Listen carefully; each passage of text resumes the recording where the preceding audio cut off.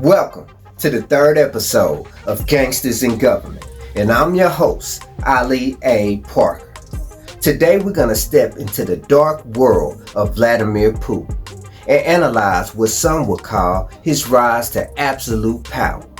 So sit back, relax, and enjoy Gangsters in Government.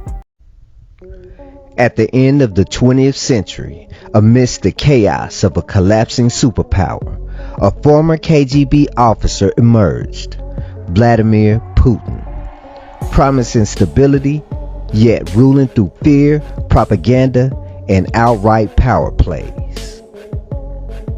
Putin began his political journey as a KGB agent, rising through the ranks under his mentor, St. Petersburg's mayor, Anatoly Sobchak.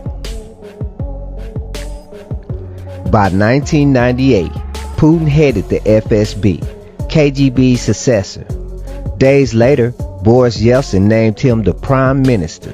On December 31st, 1999, Yeltsin resigned, making Putin acting president overnight. By early 2000, he had secured the presidency.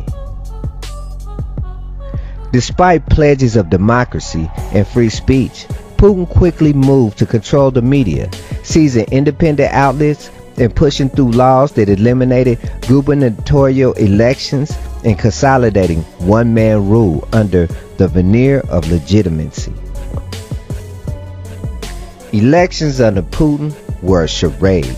Reports of irregularities, manipulated counts, carousel votings, and improbable high margins plagued the 2000 and 2012 votes. In 2020, Putin engineered a constitutional change that reset presidential term limits, allowing him to potentially rule until 2036. Behind the scenes, Putin's wealth grew through a web of corruption. Bill Broder claims Putin's wealth is worth as much as $200 billion, more than twice of Bill Gates. His infamous palace, dubbed the world's largest bribe, is estimated to have cost over $1.3 billion. Built for him, he denies owning it, but the evidence and secrecy are damning. In 1999, an apartment bombing shook Russia.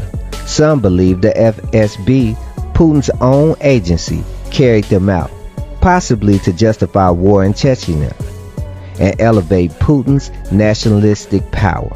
The evidence, though partial, is deeply disturbing. 3 months into his presidency, the nuclear submarine Kursk sank. Putin remained on vacation for 5 days while Russia grieved.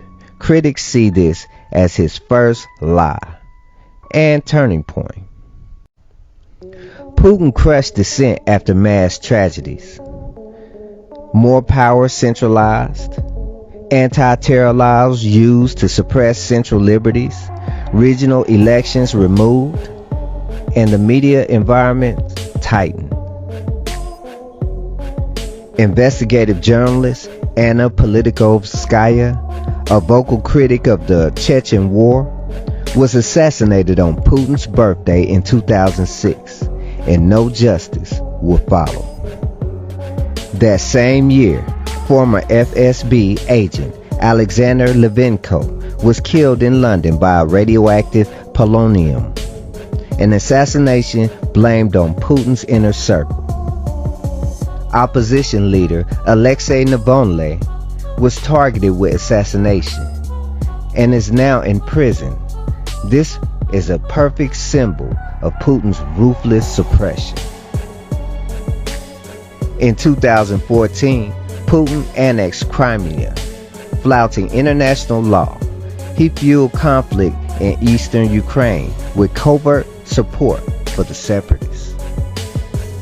In 2015, Putin sent the Russian military into Syria, bolstering Assad and expanding Russia's influence, while millions suffer in the humanitarian fallout.